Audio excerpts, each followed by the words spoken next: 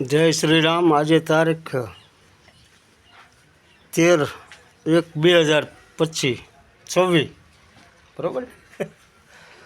કપાસ આપ્યો છે 29 1400 આપ્યો। સીસીમાં જાય છે પણ હવે કારે લઈને જવું। આમાં સહેજ વીક છે।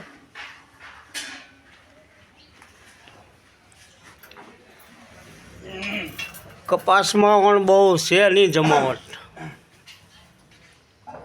15 મણ થાય વીઘે। અત્યારે સેલી વીણી છે આ 20 વીઘાનો 300 મણ થઈ ગયો। તો ખર્ચા ઊભા થાય વળતો।